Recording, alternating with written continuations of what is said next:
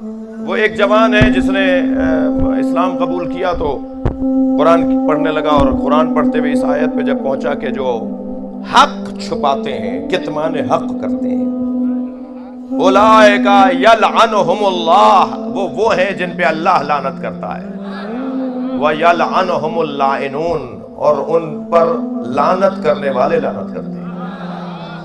اللہ کے علاوہ اللہ لعنت کرتا ہے، قرآن ہے یہ، اللہ لعنت کرتا ہے اور لعنت کرنے والے لعنت کرتے ہیں۔ تو وہ کہنے لگا، میں جگہ جگہ گیا، میں نے پوچھا کہ بھئی آپ لعنت کرتے ہیں کسی پر؟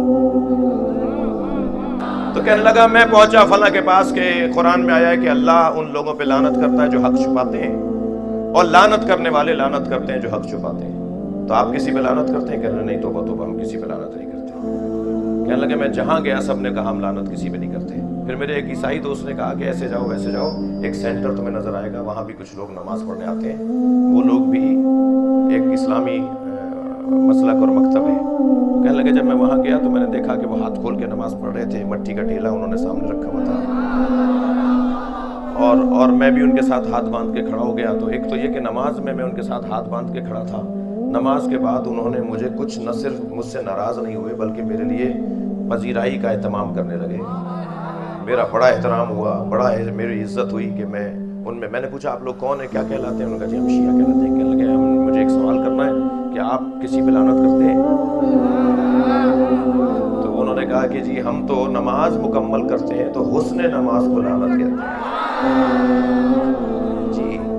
مگر عزیزان گرامی، بات یہ قرآن کی آیت یہاں تک بات روشن ہے، یہ غلط فہمی ہو جائے گی، یہاں سے کوئی اس کو کہیں اور لے جائے گا بات کو۔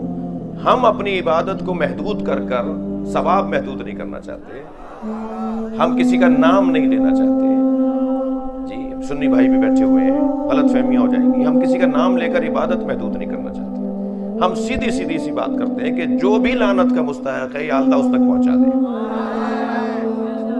قرآن ہے نا بھئی، قرآن ہے، لعنت فَنَجْعَلْ لَعْنَتَ اللَّهِ عَلَى الْكَاذِبِينَ، تو جھوٹوں پر اللہ کی لعنت، اور یہ قرآن ہے، سورہ آیہ مباہلہ ہے اور سورہ مبارکہ آل عمران ہے۔